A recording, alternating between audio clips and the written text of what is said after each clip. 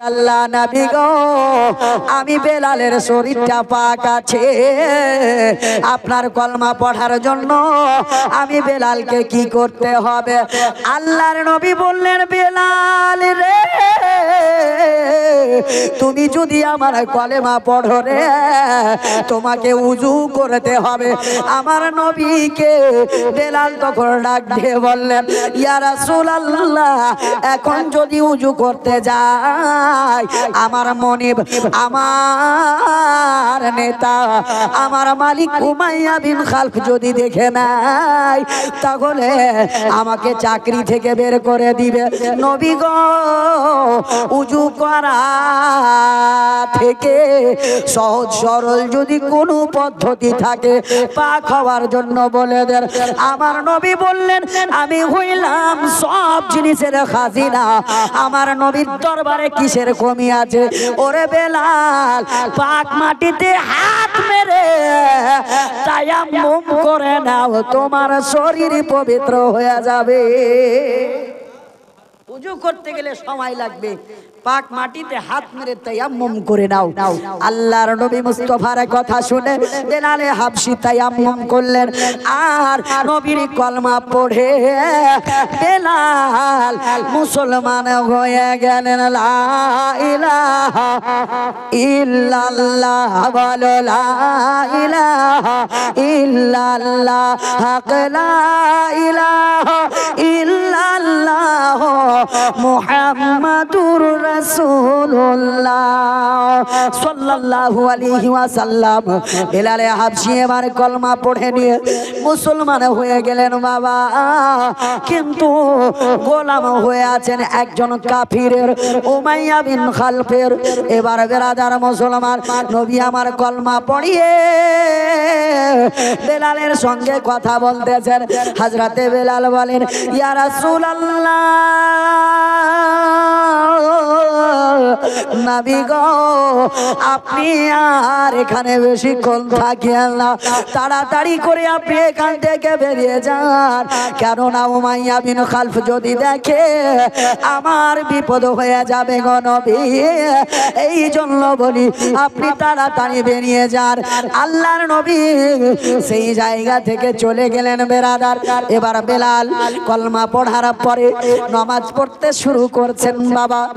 এতদিন সবাই আসছিল ফল নিয়ে, বেলাল থালাখানা হাতে নিয়ে ওই মন্দিরের সামনে রেখে দিতেন, কিন্তু বেলাল এবার জানো জোহরের টাইমে নামাজ পড়ার জন্য দাঁড়িয়েছেন, মহিলারা ফল ফ্রুট নিয়ে দাঁড়িয়ে আছে, বেলালের নামাজ বন্ধ হয় না, মহিলারা টাকা পয়সা নিয়ে দাঁড়িয়ে আছে, বেলালের নামাজ বন্ধ হয় না।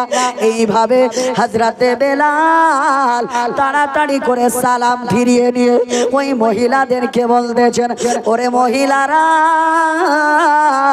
তোমরা যখন ফলগুলো নিয়ে আসবে ওই মূর্তির সামনে রেখে দিবে, পয়সাগুলো নিয়ে আসবে ওই দান পাত্রর মধ্যে রেখে দিবে। আমি বেলালকে ইবাদত থেকে বঞ্চিত করিও না। সমস্ত মানুষগুলো আসে দান পাত্রর মধ্যে টাকা রেখে দেয়, ফলগুলো মূর্তির সামনে রেখে দেয়, আর বেলাল যেন একটা আমল প্রত্যেক দিন শুরু করেছেন বাবা, নামাজ পড়ায় আমল শুরু করে দিয়েছেন। এইভাবে 3 দিন পার হয়ে গেল। এবার এই দিকে বেলালে হাবশি নামাজ পড়ে, আর যারা গয়নাগাটি দান করতে আসে তারা যেন দল বেঁধে উমাইয়া বিন খালফকে যেন ডাক দেয়া বলেন, ও গো উমাইয়া, আমাদের সরদার আপনার চাকর এ বেলালে হাবশি আর আমাদের উপকার করে না, দেখি যেন কখনো হাঁটুতে পা দেয়, আবার কখনো সিধা হয়ে দাঁড়িয়ে যায়, আবার কখনো দেখি ওই বেলাল মাটিতে কপাল রেখে অনেকক্ষণ সময় কাটায়। এরা তো কাফির, এরা বুঝে না নামাজ কি জিনিস। বলছে কখনো হাঁটুতে পা দেয়, আবার দাঁড়িয়ে যায়, রুকু করে আমরা সিধা হই কিনা, কখনো হাঁটুতে পা দেয়, আবার সিধা হয়ে দাঁড়িয়ে যায়, আবার সাজদা করে, আবার যেন দেখি কপালটা মাথা আপনার কপালটা মাটিতে লগড়াই। হযরতে বেলালে হাবশি এইরকম করে কদিন থেকে আমাদের ফল ফ্রুট আর হাতে নেয় না। উমাইয়া বিন খালফ মনে মনে ভাবলো দেখি দৃশ্যটা কি, বেলাল পাগল হয়ে গেল না তো, বেলালকে কেউ জিন ভূতের আশার দিয়ে দিল না তো। এইদিকে উমাইয়া বিন খালফ এক পা দুই পা করে এসে আপনার যেন দেখতেছেন বেলালকে নমাজের হালাতে। জোরে বলে বেলাল বলে আপনার উমাইয়া বিন খালফের ইশারা পেয়ে সঙ্গে সঙ্গে সালাম ফিরিয়ে নিয়েছেন বাবা। সালামটা যখন ফিরাবেন বাবা, সালামটা ফিরিয়ে নেওয়ার পর উমাইয়া বিন খালফ ডাক দিয়ে বলেন, ও গো বেলাল, এটা তুমি কি করো গো বেলাল? এটা তো মুসলমানদের ধর্মের কাজ, তুমি কেন এই রকম করো? হযরতে মোহতারাম বেলাল একটা কথা শিখেছিলেন মায়ের কাছ থেকে, যারা ওই নবীর কলমা পড়ে নিবে রে বেটা, তারা কখনো মিথ্যা বলবে না। আর তুমি যদি কোনোদিন ওই নবীর গোলাম হয়ে যাও, ওই নবীর কলেমা পড়ে না ওরে বেটা, তাহলে জীবনে কোনোদিন মিথ্যা বলবে না। ওই মায়ের কথা মনে আছে। আর বেলাল বলতে লাগলো, ওগো উমাইয়া বিন খালফ, ওগো আমাদের মনিব, ওগো আমাদের বাদশাহ, ওগো আমাদের সরদার, আমি বেলাল আমার মাথা পাগলা হয়নি, আমি পাগল হয়ে যাইনি, আমাকে জিন পরিতে ধরেনি। যেটা কথা বললেন এটা মুসলমান ধর্মের লোকের কাজ। আমি সেই মুসলমানদের নেতা মুহাম্মদ সাল্লাল্লাহু আলাইহি ওয়াসাল্লামের হাতে হাত দিয়ে কলেমা পড়ে নিয়েছি।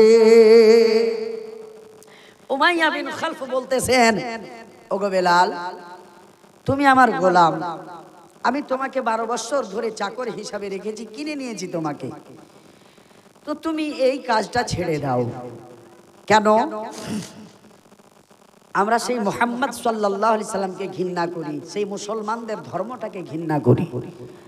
বেলালে হাবশি বললেন, ওগো উমাইয়া বিন খালফ, আপনার আমি চাকর, আপনি আমার মনে, আপনি আমার নেতা, আমি আপনার প্রজা,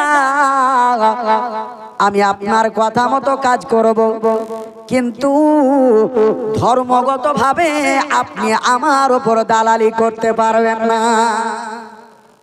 চাকর হিসাবে আপনি আমাকে অর্ডার করতে পারেন, কিন্তু আমি যে কি করব, আমার আকীদা কি, আমি আমার নামাজ পড়বো, কিন্তু আমি আপনার এই বুতশালা থেকে 1 টাকা এদিক ওদিক হতে দিব না। উমাইয়া বিন খালফ বলে, বেলাল, তুমি আমার গোলাম, আমি তোমার আকা, আমি তোমার কোনো কথা শুনবো না। আমি তোমাকে বলি ভালোই ভালো, তুমি মুসলমানদের কলমা ছেড়ে দিয়ে নবীর কলমা ত্যাগ করে যেমন ছিলে তেমন জায়গায় চলে এসো। বেলালে হাবশি তখন বললেন, ওগো আমাদের নেতা, আমি বেলাল ভালো মায়ের সন্তান, আমি ওই নবীর হাতে হাত দিয়ে নবীর বাজারে বিক্রি হয়ে গেছি গো উমাইয়া। আমাকে আপনার ধমকিতে, আপনার ভয়ে আমাকে নবীর গোলামি থেকে দূর সরাতে পারবে না। ওগো আমাদের আকা, আমাদের নেতা, আমি হইলাম বেলাল, আমাকে আপনি ভয় দেখালেও আমি নবীর কলেমা ছেড়ে দিব না, ছেড়ে দিব না। আপনার জানো উমাইয়া তখন বলেছিলেন, বেলাল রে,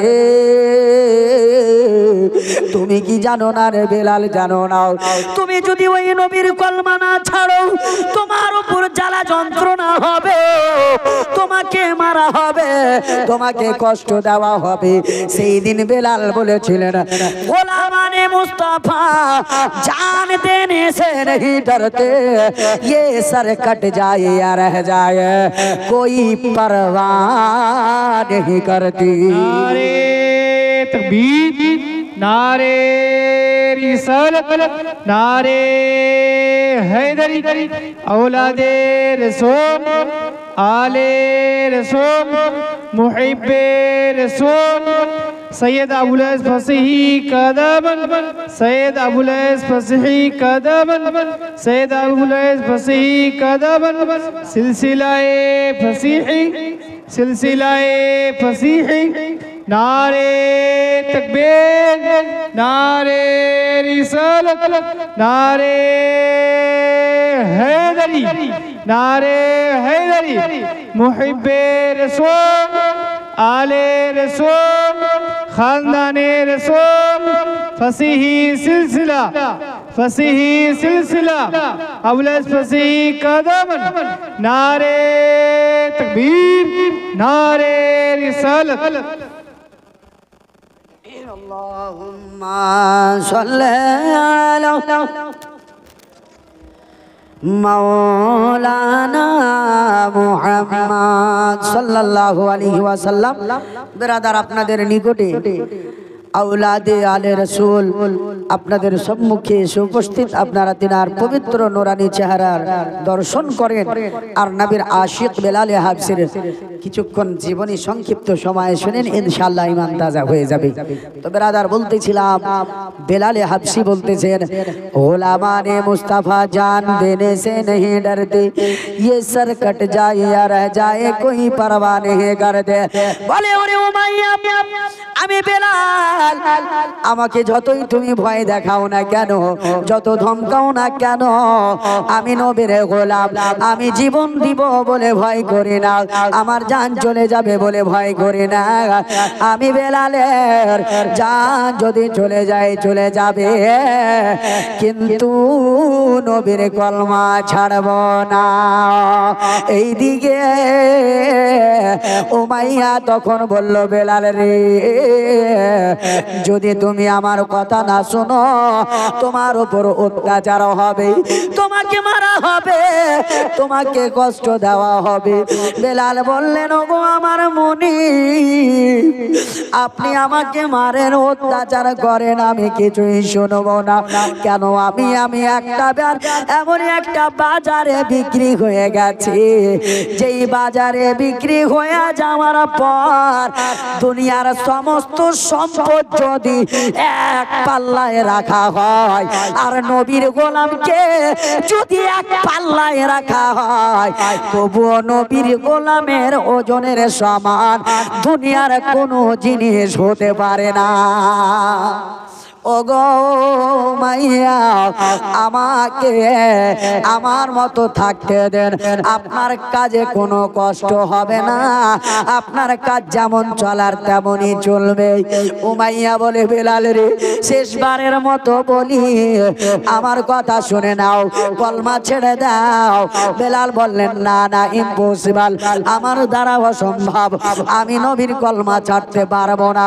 বেলাল কি তখন ওই উমাইয়া বিন খালফ কি করলো বেরাদার, কলার খানা ধরে নিয়ে বেলালকে ছ্যাঁচড়াতে নিয়ে বাবা একটা ফাঁকা জায়গায় দাঁড় করলো। একজন নয়, দুইজন নয়, আপনার 12 জন জাল্লাদকে বাবা ডেকে আনা হলো। ওই 12 জন জাল্লাদ মিলে আমার নবীর গোলামকে এই লোহার কোড়া দিয়ে মারতে শুরু করবে। বাবা মারার আগে বেলালকে উমাইয়া ডাক দিয়ে বলে, বেলাল রে, দেখতেছো এই 12 জন ব্যক্তি হাতে কোড়া নিয়ে দাঁড়িয়ে আছে রে বেলাল, তুমি যদি কলমা ছেড়ে দাও ভালোই ভালো, যদি না ছাড়ো এই 12 জন তোমাকে মারতে শুরু করবে। বেলাল বলেন, আমি মার বলে ভয় করি না, আমি ভয় করি এক মহান স্রষ্টা এবং রাসূলুল্লাহকে। বেলাল মারের ভয় করে না বাবা।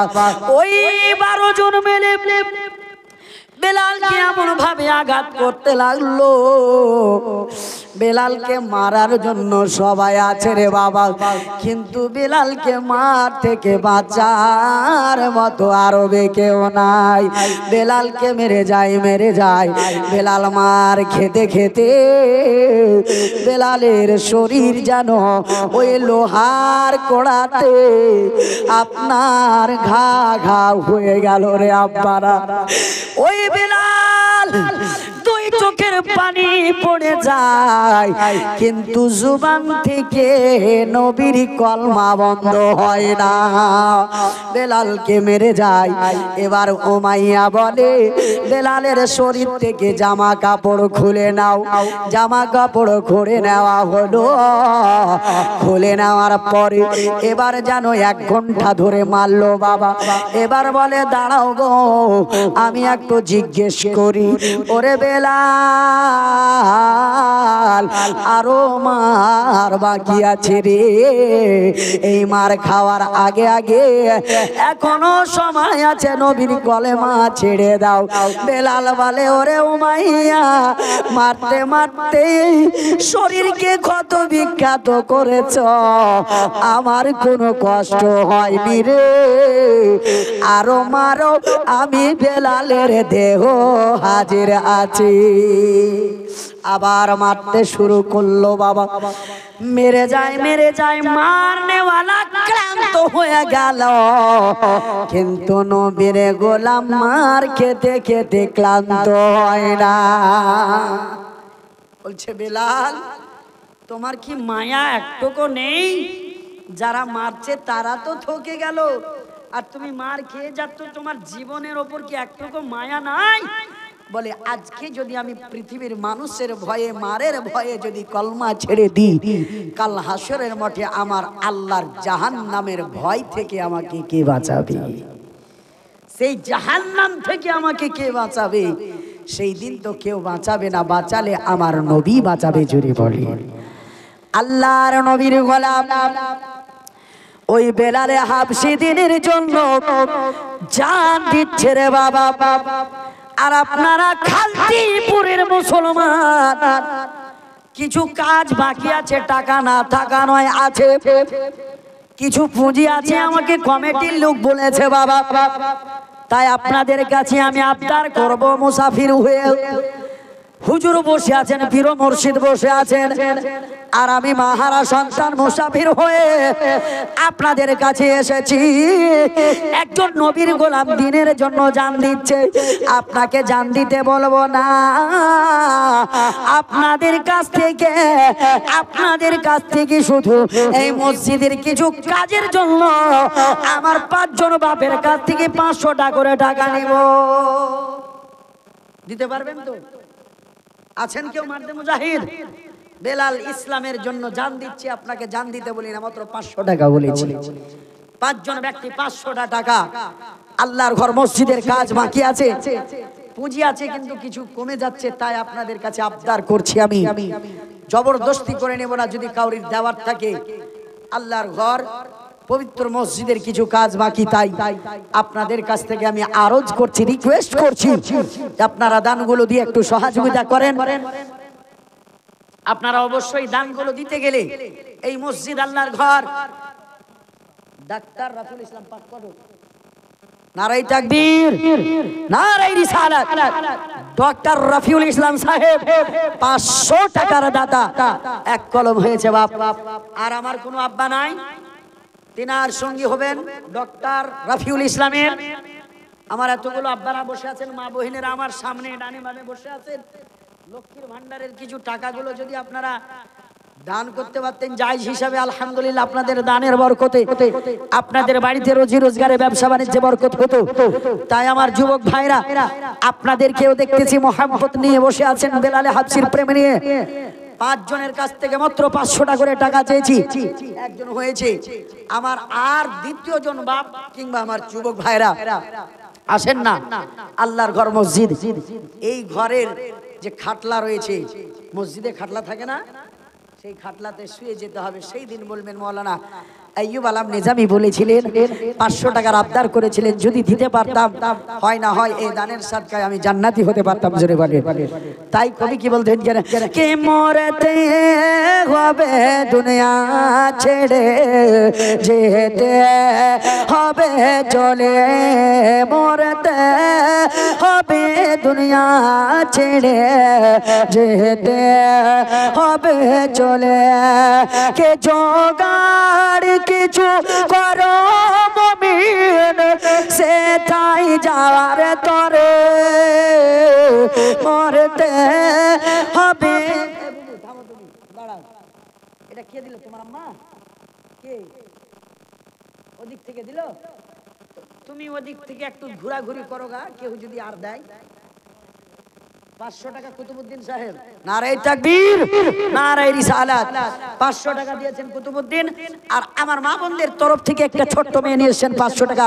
আল্লাহ পাক দানকে কবুল করেন, জীবনের গুনাহ খাতাকে maaf করেন, দানে বরকত দিয়ে জীবনের সমস্ত গুনাহ খাতা maaf করে আহলে খানদানকে জান্নাতবাসী করেন। জোরে বলেন আমিন সুম্মা আমিন। সুবহানাল্লাহ। আমার শিক্ষক হুজুর মুফতি আব্দুল আহাদ সাহেবের ভাইজান 500 টাকা দিয়েছেন, আল্লাহ দানকে কবুল করেন আমিন সুম্মা আমিন। ও আমার আব্বারা, আমি দান উঠার জন্য আসিনি, বক্তব্য দয়ে সালি 1000। নারায়ে তাকবীর। মুখটা লাড়ি একবার আল্লাহু আকবার বললে গো অনেকটা নেকি আছে। নারায়ে তাকবীর, নারায়ে রিসালাত। দয়ে সালি বললেন নাকি? দয়ে সালি 1000 টাকার দাতা। জোরে বলেন মারহাবা। আল্লাহ যেন দানকে কবুল করেন, সকলে বলেন আমিন সুম্মা আমিন। ও আমার আব্বারা, যেতে হবে সে অন্ধকার কবরে চলে। যেই দেখছেন এই যে ঘরটায় আমরা আরাম করছি, সুবহানাল্লাহ, কষ্টদায়ক ঘটনা শুনলাম, তার পরিবারের এক এক করে সবাই দুনিয়া থেকে বিদায় নিয়েছে। লোকটা ঘর করেছিল থাকার জন্য, কিন্তু দুনিয়াতে তার কেউ থাকলো না আপন বলে। এইরকম ভাবে আপনারও আমারও হবে একদিন, হবে কি না? তাই বলছি বাপ, দুনিয়া থেকে চলে যাবেন, এত সুন্দর বাড়ি ঘর কিছুই থাকবে না গো, শুধু খালি হাত নিয়ে যেতে হবে অন্ধকার কবরে। তাই ওই কবরে যাওয়ার আগে আল্লাহর ঘরকে যদি সাজিয়ে যেতে পারেন, একখানা ইটের দাম যদি দিয়ে যেতে পারেন, কিয়ামত পর্যন্ত এই মসজিদে যতদিন নামাজ হবে, আমার বিশ্বনবী বলেছেন উম্মতেরা রে, মসজিদে তুমি দান করে গেলে এটা সাদকায়ে জারিয়া হয়ে গেল। কিয়ামত পর্যন্ত যতদিন মসজিদ থাকবে, মসজিদে নামাজিরা নামাজ পড়বে, কিয়ামত পর্যন্ত তোমার কবরে ওই দানের সওয়াব পৌঁছিতে থাকবে। জোরে বলেন। তাই বলি আমার আব্বারা, দেরি না করে মহাব্বতে 500 500 1000 করে 2000 করে যে যে পরিমাণে পারবেন মহাব্বতে দানগুলো দিয়ে যাবেন। কবি কি বলতেছে? মরতে হবে দুনিয়া ছেড়ে, যেতে হবে চলে, কে জোগাড় কিছু করো মুমিন, কে জোগাড় কিছু করো মুমিন, সেটাই যাওয়ার তরে, মরতে হবে দুনিয়া ছেড়ে, যেতে হবে চলে। আর কাঁদিবে মাতা, কাঁদবে পিতা, কাঁদবে ভাই বোন, কাঁদবে মাতা, কাঁদবে পিতা, কাঁদবে ভাই বোন, কাছে বসে কাঁদবে তোমার আত্মীয় স্বজন, কে করবে দোয়া আল্লাহর কাছে, আলিম উলামা, মরতে হবে দুনিয়া ছেড়ে, যেতে হবে চলে। কই আব্বারা দেরি কেন করেন গো বাবা?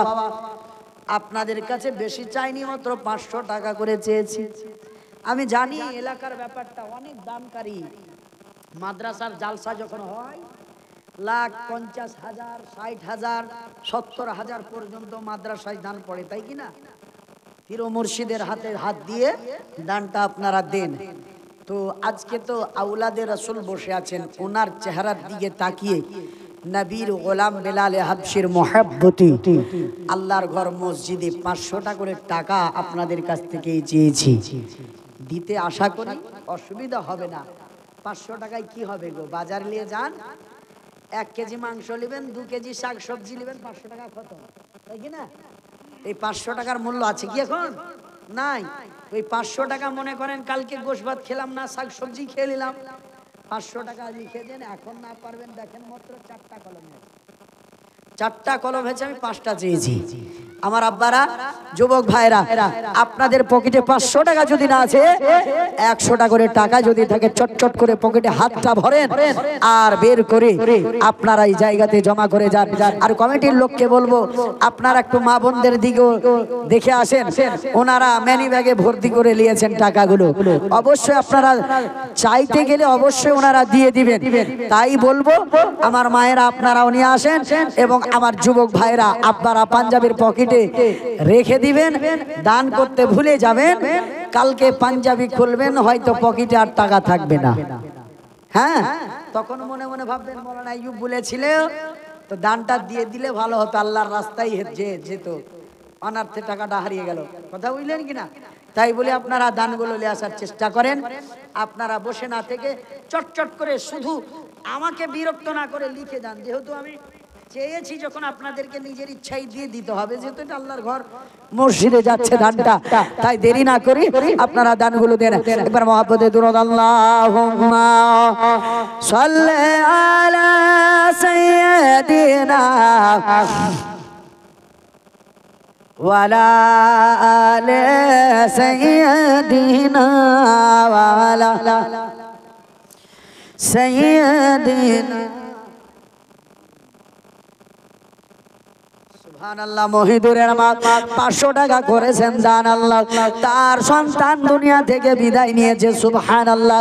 আল্লাহ রাব্বুল আলামিনের নবী বলেন, ওরে দুনিয়ার মায়েরা, তোমার সন্তান যদি দুনিয়া থেকে বিদায় নেয়, আর তুমি মা যদি সন্তানের জন্য আল্লাহর রাস্তায় দান করো, তোমার দান আল্লাহর রাস্তায় কবুল হবে।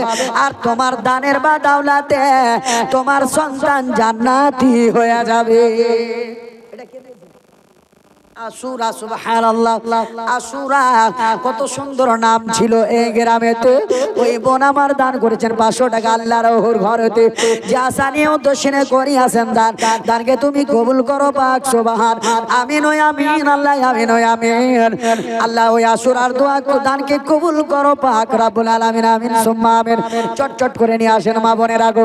আমি বলতেছিলাম ওই বেলালকে 12 জন মারতে মারতে হাফসে গেল, কিন্তু বেলাল হাফসাইল না। ওই সময় উমাইয়া বলে, ওরে তোমরা একটু আরাম করো, আমি বেলালকে জিজ্ঞেস করি। বেলাল রে, এখনো কিছু ঘটেনি। বেলাল, তুমি যদি কলেমা ত্যাগ করে দাও, নবীকে ছেড়ে দাও, আর তোমাকে মারা হবে না। বেলাল বলে, না রে, আমার জীবন চলে গেলে আমি বেলাল কলমা ছাড়বো না। ওই বেলালকে মারতে মারতে সারাটা দিন পার করে দিল রে বাবা। মারতেছেন 12 জন, দেখতেছেন উমাইয়া। আর বাবা বলে এই দিকে মারো, আবার বলে এই দিকে মারো। মারতে মারতে ওই বেলালের আপনার এই হাতের কবজিতে একটা কোড়া লেগে গেছিল রে বাবা। ওই কোড়ার আঘাতে বেলালের হাত যেন টাড়া হয়ে গেছে। বেলালের চোখ দিয়ে টপ টপ করে পানি ঝরে। বেলালের চোখে পানি দেখে আপনার সঙ্গে সঙ্গে উমাইয়া বলে, দাঁড়াও রে। বেলাল মনে হয় নিজের বেদনা বুঝতে পেরেছে, কেন চোখ দিয়ে পানি ঝরে গেছে। বেলালকে এবার জানো উমাইয়া ধরে বলে, ওরে বেলাল, এখনো অনেক কষ্ট বাকি আছে রে, কলেমা ছেড়ে দাও, আর কষ্ট দিব না। বেলাল বলে, জীবন চলে যাবে, আমি নবীর কলেমা ছাড়ব না। এবার জানো বাবুলের মা সুবহানাল্লাহ, এক বস্তা সিমেন্ট করিয়েছেন দান, দানকে তুমি কবুল করো পাক সুবহান। আমিন আমিন আল্লাহ আমিন ওই আমিন। বাবুলের মায়ের দানকে কবুল করো পাক রব্বুল আলামিন, আমিন তুম্মা আমিন। এ বেরাদার মুসলমান, বেলালকে যখন কোনো হালাতে কবলাতে পারে না, সঙ্গে সঙ্গে ওই উমাইয়া বলল, পশ্চিম দিকে সূর্য ডুবে গেল রে, আজকে সবাই বাড়ি যাবে, বেলাল বাড়ি যাবে না। ওই সময় জাল্লাদ গুলো বলেছিল, ওগো আমাদের মনে বেলালকে কি করবেন? বলে দেখো গো, ওই সামনে বাবলা গাছ রয়েছে, বেলালের পা আপনারা জানো নিচু করে আপনার মাথাটা উপরে করে বেলালকে আপনার ওই বাবলা গাছের সাথে বেঁধে দাও। আল্লাহর নবীর গোলামকে আপনার ওই বেঈমানের দলেরা আপনার জানো ওই বাবলা গাছে লটকিয়ে বেঁধে দিল। সারা এলাকার মানুষ ঘুমিয়ে, এইদিকে নবীর গোলাম বলে, আল্লাহ গো, আমার যত কষ্ট হচ্ছে হোক, কিন্তু আমার নবীর কোনো কষ্ট না হয়। হযরতে বেলালকে সারা রাত বাবলা গাছে বেঁধে রাখা হলো। বাবা, আপনারা বাবলা গাছ হয়তো দেখেছেন, যুবকেরা এখনকার অনেকে বলতে পারবে না। ওই বাবলা গাছের পাত হয় ঝিরি ঝিরি, কাঁটাগুলো হয় এত বড় বড়। ওই বাবলা গাছে নবীর গোলামকে বেঁধে দেওয়া হলো। সারা রাত বেলালের শরীর দিয়ে রক্ত টপ টপ করে বয়ে পড়ে বাবলা গাছের গোড়াটা লাল হয়ে গেল। এই দিকে রাত পার হয়, বেলালের কষ্ট বেড়ে যায়। সঙ্গে সঙ্গে রাতটা যখন শেষ হলো, ওই 12 জন জাল্লাদ আবার চলে এসেছে। আসার পরে দেখতেছে বেলালকে ওই গাছের সঙ্গে লটকানো রয়েছে, কিন্তু বেলালের কদম দিয়ে টপ টপ করে রক্ত বহে যায়। আর শরীরে যে ঘাগুলো ছিল সারা রাতে, ওই ঘাগুলোর মুখ বন্ধ হয়ে গেছে। আর বেলালের শরীরে রক্ত বের হয় না, রক্তগুলো জমে ঘা মুখ বন্ধ করে নিয়েছে। এবার উমাইয়া বলে, বেলালকে নামানো হোক। বেলালকে নামানো হলো। বেলালকে নামিয়ে নামার পর উমাইয়া বলে, বেলাল রে, অনেক কষ্টে থাকলে রে, সারা রাত তোমাকে বাবলা গাছে বেঁধে রাখলাম, সারা রাত মশাই কামড়ালো, সারা রাত গ্রামের মানুষ আরামে বিছানায় ঘুমালো। এরে বেলাল, একজন নবীর কলমা পড়ে এতটাই পাগল হয়ে গেছো, শরীরের রক্ত ঝরিয়ে দিচ্ছ, তবুও নবীর কলমা ছাড়ো না। এরে বেলাল, আর দেরি করো না, দেরি করো না, কলমা ছেড়ে দাও। এ বেরাদার, এত কষ্ট পাওয়ার পর বেলালকে কষ্ট হচ্ছে। আমি মৌলানা আইয়ুব যদি হতাম, হয়তো মারের ভয়ে বেঈমানদেরকে বলতাম, যাক, যেই কলমা পড়ে মুসলমান হলাম, ওই মুসলমান ধর্ম ত্যাগ করে আমি তোমাদের দলে চলে আসলাম। কেন কিছু থাকবা না থাক, জান তো বেঁচে থাকবে। আপনারা কেউ হলে বেলালের মতো কঠোর হয়ে থাকতেন না বাবা। আজকে তো আমরা মুসলমান, 12 বছর মাদ্রাসায় পড়ার পরে কিছু হালকা পরিমাণের মাতিন সালাফির কাছ থেকে টাকা পেয়ে আমরা মৌলানারা ঈমান নষ্ট করে দিয়ে বাদ আকীদা হয়ে যায়। কিন্তু বেরাদার, বেলাল বলে, টাকা নয়, সম্পদ নয়। উমাইয়া বলেছিল, এরে বেলাল, তোমাকে মারলাম তবুও আমার কষ্ট হয়। তুমি জানো ইসলাম ধর্ম ত্যাগ করে দাও, আমি উমাইয়ার জীবনের সমস্ত ধন সম্পদ গুলো আমি উমাইয়া তুমি বেলালের নামে লিখে দিব। বেলাল বললেন, ওরে উমাইয়া, দুনিয়ার ধন সম্পদ কেন রে, গোটা পৃথিবীটা যদি আমি বেলালকে দিয়ে দাও, আমি নবীর কলেমা ছাড়ব না। আজকে কিছু আকীদার আছে নিজের ঈমান বিক্রি করছে মাতেন সালাফির টাকাতে, আছে আপনাদের এলাকাতেও। নিজের বউকে নামাজ শিখালো না, নিজের বাপকে নামাজ শিখালো না, আর একটা কলসি ঘাড়ে নিয়ে, হাঁড়ি ঢকনা ঘাড়ে নিয়ে, হালকা শাক সবজি ঘাড়ে নিয়ে হাঁটতে হাঁটতে মসজিদে মসজিদে ওরা বলছে আমরা দ্বীনের তাবলীগি করে বেড়াচ্ছি। এরা টাকাতে দৌড়িয়ে বেড়াচ্ছে, বুঝতে পারছেন কিনা? টাকাতে দৌড়িয়ে বেড়াচ্ছে গ্রামে গঞ্জে। ওই লোকটিকে যদি ধরে জিজ্ঞেস করবেন, ভাই তুমি দিনাজপুর থেকে মালদায় এসেছো, একজনকে দিনের পথ দেখাতে, দিনের রাস্তা দেখাতে, বলো তো তোমার মাকে তুমি হেদায়েত দিয়েছো? সেই লোকটি উত্তর দিতে পারবে না। কেন? আল্লাহর নবী যদিও তাবলীগ করেছিলেন, আল্লাহর নবী ওই দিনের তাবলীগ করেছিলেন, তাবু টেঙে টেঙে কোনো মসজিদে আশ্রয় নেননি। আর সর্বপ্রথম আল্লাহর নবী নিজের বাড়িতেই দিনের প্রচার শুরু করেছিলেন, জোরে বলে। আর আজকে সেই নবীর গোলামেরা, ভণ্ডরা বাপ মাকে ইসলামের তালিম দিল না, আর দিনাজপুর থেকে সে খালতিপুরে বড় বড় ফতোয়া দিচ্ছে। এগুলো ফতোয়া নাই, এগুলো টাকার জোরে তারা বকছে। কথাটা বুঝতে পারছেন কিনা? কিন্তু সেই বেলালের মতো আমরা হতে পারবো না বাবা। যে যতটাই বলি যে আয়াম টানাটান সুন্নি বলি কিনা, এই সুন্নি নামটা আমরা যখন গায়ে পড়ে লিখি না, তখন আমরা মনে করি আমরাই জান্নাতি, বাকি সব জাহান্নামী। কথা বুঝতে চিনি না? কিন্তু সুন্নির মতো গাদ্দার দুনিয়াতে আর মনে হয় কেউ নেই। আমিও সুন্নি, কিন্তু নিজেকেও দোষারোপ করছি। কেন? আমরা নারা লাগাবো গস কা দামান নেই ছোড়েঙ্গে, খাজা কা দামান নেই ছোড়েঙ্গে, কিন্তু দেখবেন ফজরের নামাজের টাইমে লাগ ডাকে ঘুমাচ্ছি। কথা ঠিক না বেঠিক? আমার গস পাক কি বলে গেছিলেন? নামাজ ছেড়ে দাও। খাজা মাইনুদ্দিন চিশতি কি বলে গেছিলেন? নামাজ ছেড়ে দাও। তুমি কেমন সুন্নি? আজকে তুমি সুন্নি দাবি করে লম্বা র্যালি বের করলে ঈদে মিলাদুন নবীতে, সেই দিন তোমার জোহরের নামাজ কাজা হয়ে যাচ্ছে। কথা ঠিক না বেঠিক?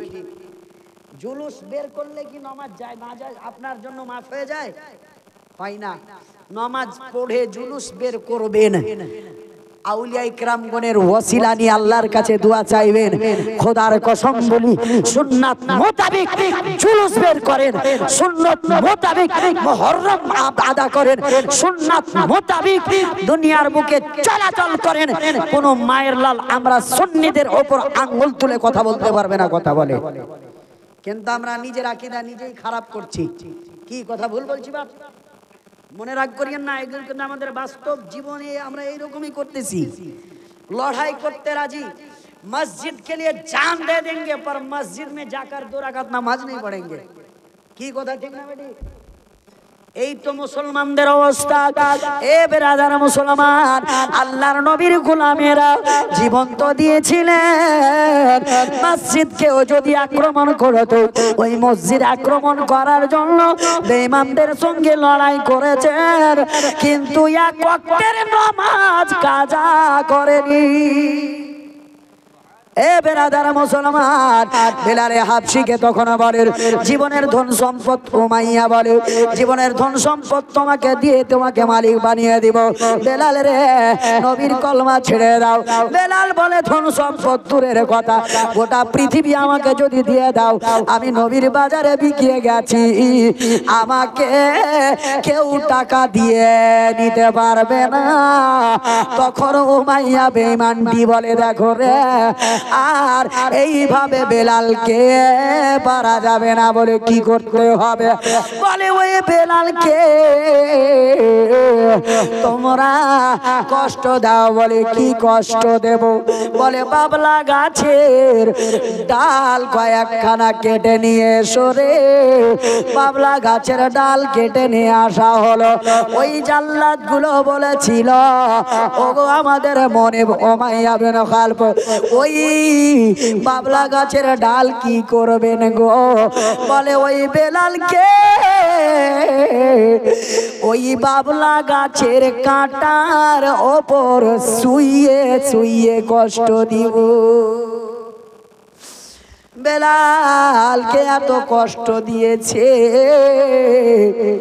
এবার আপনার কাঁটাগুলোকে বিছিয়ে দিয়ে ওই কাঁটার ওপরে বেলালকে শুইয়ে দেওয়া হবে।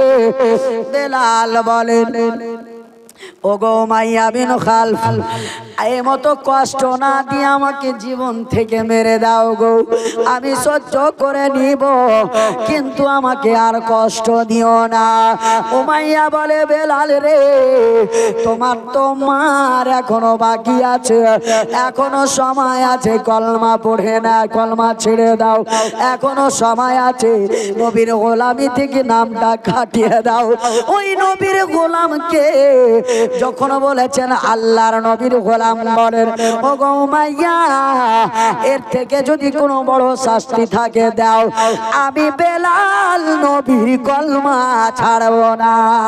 ওই সময় কাঁটাগুলো বিছিয়ে দেওয়া হলো রে মুসলমান। আর বেলালের শরীর তো এমনিতেই ঘা ঘা হয়ে আছে, আর লম্বা লম্বা আপনার ওই কাঁটার ওপরে শুইয়ে দিয়েছে মুসলমান। বেলাল সহ্য করতে পারে না, বাবলা গাছের আপনার কাঁটাগুলো বেলালের শরীরে ঢুকেছে। ডাক দিয়ে বলে, নবী গো, আমি বেলাল কি আর আপনার দ্বিতীয়বার দেখা পাবো না গো নবী? আপনাকে না দেখে কি আমি বেলালের মরণ হয়ে যাবে? ইয়া রাসূলুল্লাহ, নবী গো, আপনি দয়া করে আমি বেলালকে দেখা দিন। ওই বেলাল বাবলার কাঁটার ওপরে শুয়ে আছে, তবুও মুখ থেকে আমার নবীর কলেমা বন্ধ হয় না। এ বেরাদার, বেলাল জানো নবীকে স্মরণ করেছেন। উমাইয়া আপনার জানো থকে গেল। ডাক দিয়ে বলে, বেলাল রে, আর কত জ্বালাবি রে বেলাল? কেন তুই এত বড় পাগল হয়েছিস? বেলাল বলে, উমাইয়া রে, এই বাবলা গাছের কাঁটার চাইতে যদি কোনো বিষাক্ত কাঁটা থাকে আমি বেলালের গায়ে দিয়ে দে, তবুও বেলালের মুখে আমার নবীর নাম জারি থাকবে। হে মুসলমান, আমরা দুনিয়ার বুকে এমনিতে কলমা পেয়ে নিনে বাবা, এত সহজে আমরা কলমা পেয়ে নিনি। বেলালকে যখন বাবা ওই বাবলার ডাল দিয়ে, বাবলা গাছের কাঁটা দিয়েও পারলো না, বেলালকে বাবা উঠে বসে দেওয়া হলো। আর বলে, এই করে হবে না। বলে, কি করতে হবে? বলে, শুনো রে, একখানা লোহা নিয়ে এসো, একখানা সারিয়া নিয়ে এসো, একখানা রড নিয়ে এসো। এবার ওই রডখানাকে দাও দাও করে আগুন জ্বলতেছে, ওই আগুনের মধ্যে নিক্ষেপ করে দিয়ে ওই রডখানাকে আপনার লাল করে সুন্দরভাবে আপনার ওই রডখানাকে আপনার গরম করলো। গরম করার পর দুইখানা চিমটাতে ওই রডখানাকে নিয়ে আসার পর বেলালকে শেষবারের মতো বলে, বেলাল রে, তুমি কলমা ছেড়ে দাও। বলে, না না, আমি কলমা ছাড়বো না।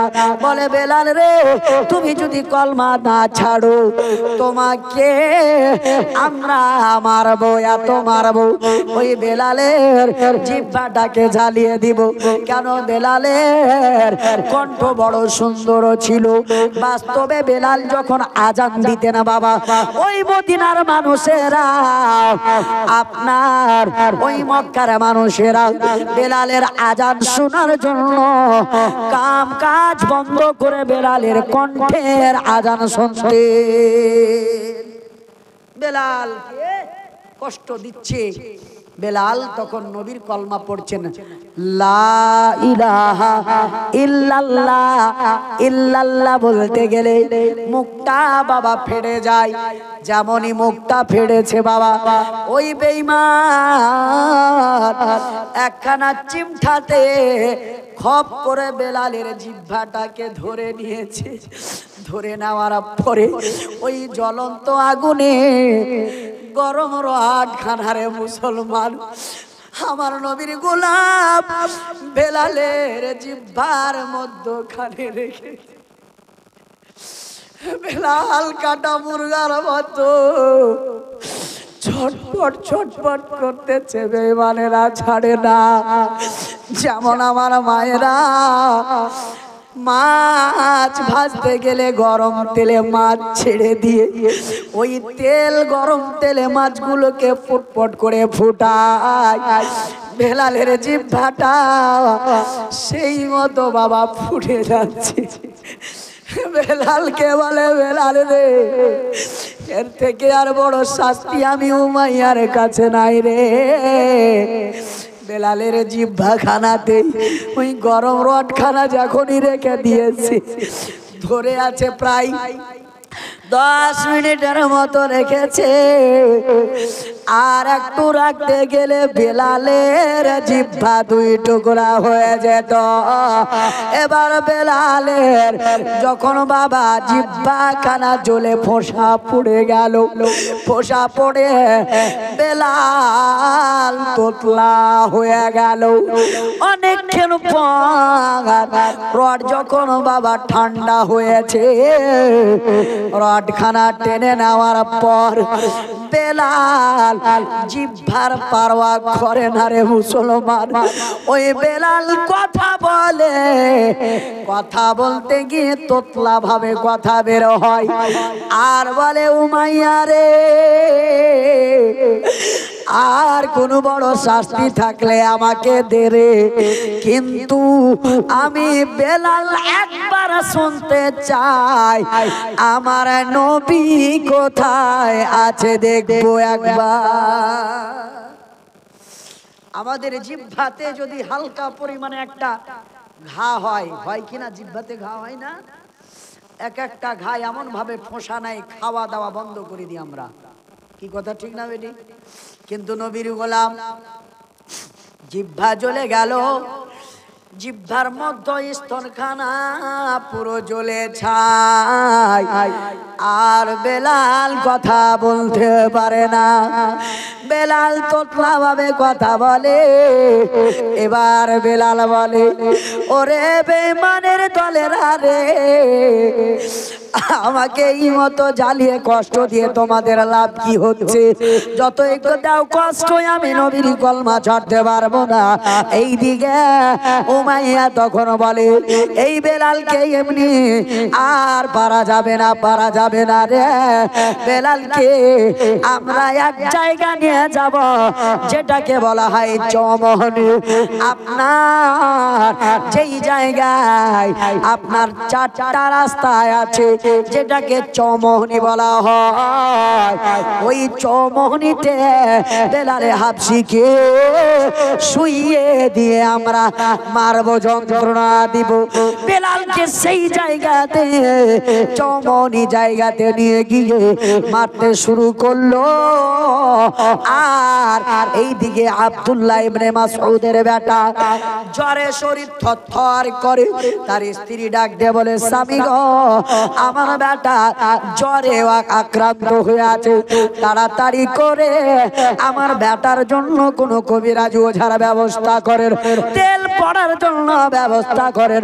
আব্দুল্লাহ ইবনে মাসউদ এইদিকে আপনার তেল পড়ার জন্য ছুটে আসতেছে।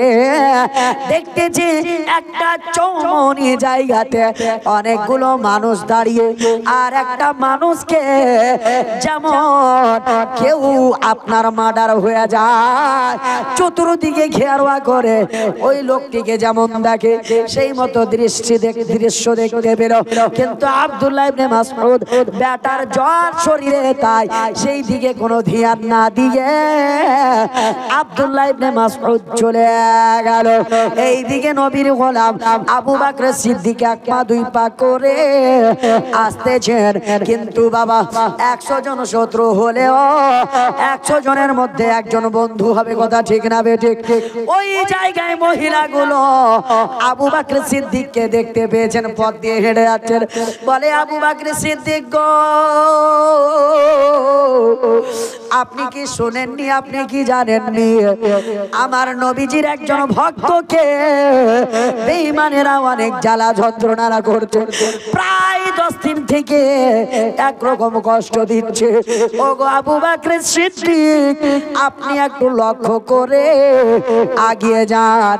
আবু বকর সিদ্দিক যখন বাবা ওই লোকের ভিড়ে ঢুকতে পারেন না, লোকজনকে বলেন ভাইরা আপনারা সরেন গো। লোকজনকে সরিয়ে দেখতেছেন, বেলালের চেহারা দেখে বাবা চিনা যায় না। আর আবু বকর সিদ্দিক বুঝতে পেরে নিয়েছেন এই হলো একজন নবীর গোলাম। বেলাল বুঝতে পেরেছেন নবীর প্রেমিক আবু বকর সিদ্দিক চলে এসেছে, আমি বেলালের হয়তো রিহাই হয়ে যাবে। কিন্তু আবু বকর সিদ্দিক লোকের ভিড়ে ঠিক মতো সেই জিনিসটা দেখতে না পেয়ে ফিরে আসছেন। আবার একটি মহিলা বলছেন, ওগো আবু বকর সিদ্দিক, আপনি কি দেখেননি নবীর একজন গোলামকে বেঈমানেরা খুব কষ্ট দিচ্ছে, তার নাম হলো বেলালে হাবশি। বেলালে হাবশি তখন বাবা ওই জায়গা থেকে বাবা বুঝতে পারছেন আমার ভাই আবু বকর সিদ্দিক আমাকে এখান থেকে রেহাই করে নিয়ে যাবে। হঠাৎ করে আবু বকর সিদ্দিক আপনার সেই জায়গায় এসে বেলালকে দেখতে পেলেন খুব মর্মান্তিক অবস্থা। দৌড়িয়ে গিয়ে বলেন, ইয়া রাসূলুল্লাহ, নবী গো, আপনার গোলাম বেলালকে বেঈমানেরা খুব কষ্ট দিচ্ছে গো নবী। বেঈমানেরা আপনার গোলামকে খুব দুঃখ দিচ্ছে। নবী গো, আপনি দয়া করে আমাকে কোনো পদ্ধতি বাতিয়ে দেন। বলে আবু বকর সিদ্দিক গো, তুমি কি আমাকে ভালোবাসো? বলে হ্যাঁ ইয়া রাসূলুল্লাহ, আপনাকে আমি খুবই ভালোবাসি। বলে আমার যারা গোলাম তাদেরকে ভালোবাসো? বলে হ্যাঁ ইয়া রাসূলুল্লাহ, আপনার গোলামকে আমি ভালোবাসি।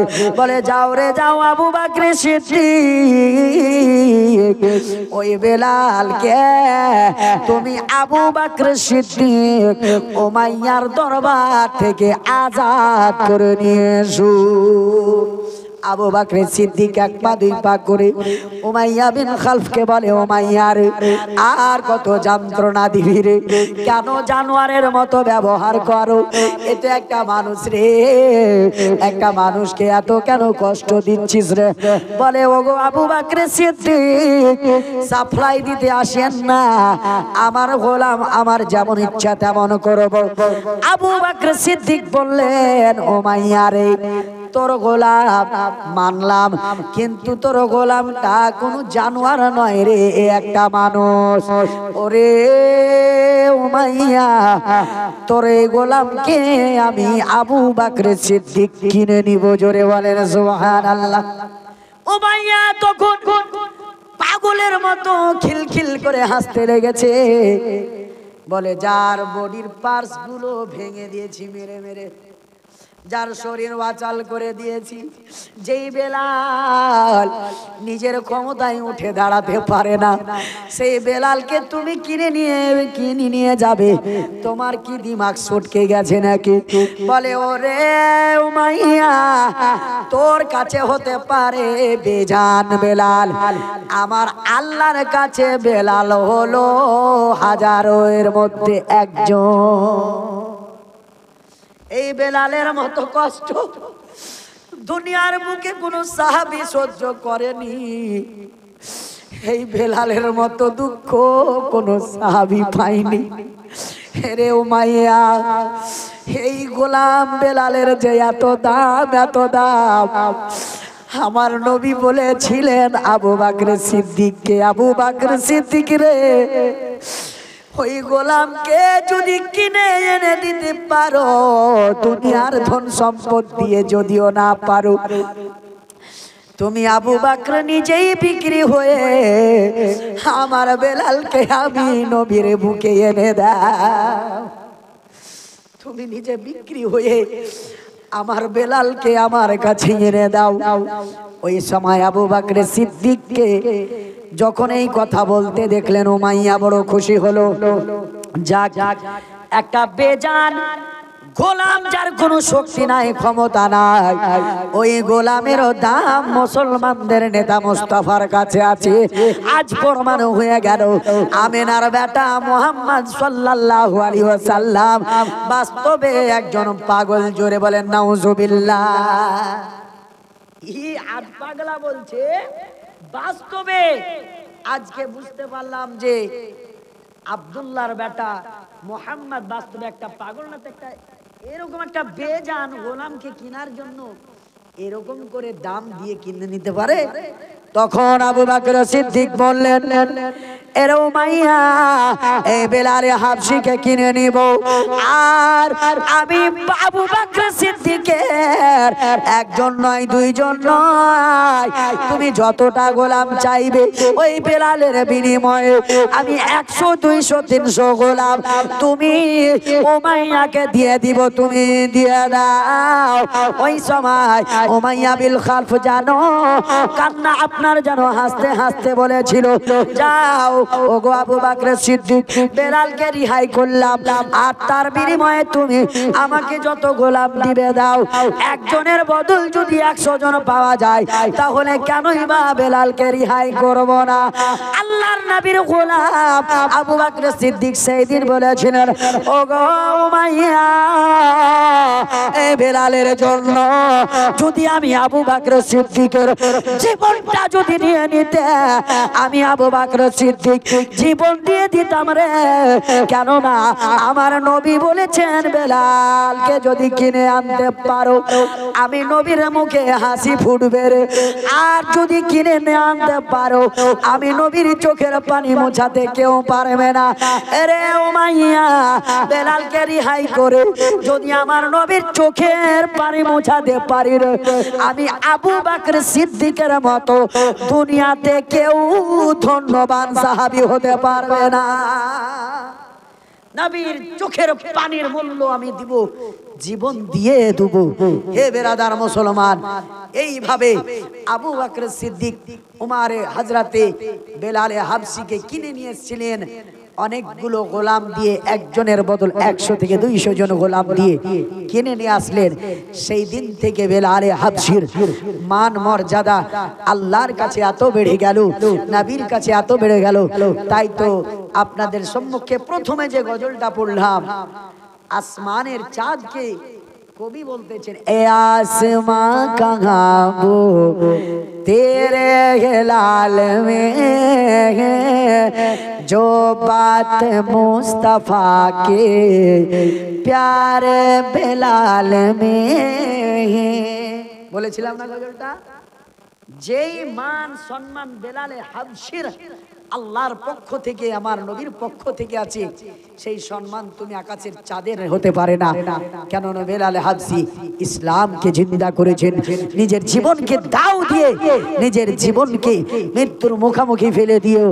বেলালে হাবশি আমার নবীকে ভালোবেসে কলমা পড়ে নিজের কণ্ঠস্বরকে হারিয়েছিলেন। বেরাদার, একটা সময় এই রকম ছিল, বেলাল যখন তোতলা ভাবে আজান দিত, কিছু কিছু বেঈমানের দলেরা পরামর্শ করে বলেছিল, ইয়া রাসূলুল্লাহ, আর বেলালের আজান আমাদেরকে ভালো লাগে না, বেলাল আজান দিচ্ছে তোতলিয়ে তোতলিয়ে, আপনি মুয়াজ্জিন চেঞ্জ করেন। হে বেরাদার মুসলমান, আল্লাহ পাক রব্বুল আলামিন বলেছিলেন, হে নবী, আমি আল্লাহ বললাম, দুনিয়াতে যতই বড় কণ্ঠ সুরকার মুয়াজ্জিন চলে আসুক না কেন, আমার বেলাল আজান দিলেই আমি আল্লাহর আরশে বেলালের আজানের ধ্বনি এসে পৌঁছে যায়। জোরে বলেন সুবহানাল্লাহ। হে বেরাদার মুসলমান, বেলালে হাবশি নবীকে কত ভালোবেসেছিলেন, কত ভালোবেসেছিলেন। যেই দিন নবীজির ইন্তেকাল হয়েছিল, বেলালে হাবশি কাটা মুরগার মতো ধড়ফড় করে কান্না করেছিল। আজকে আমি আপনাদের সম্মুখে নবীর গোলামের পরিচয় নিতে চাইছে আপনাদের কাছ থেকে। আপনারা যদি সত্যিকারের নবীর গোলাম হয়ে থাকেন, আমার 10 জন বাপ অনেক দিয়েছেন, আপনাদের কাছ থেকে আমি জোর করে নেব না। 10 জন বাপ 50টা করে টাকা দেন, আমি হুজুরকে দিয়ে দিচ্ছি, আমি বিদায় নিচ্ছি। 10 জন বাপ আমার 50টা করে টাকা, 5 10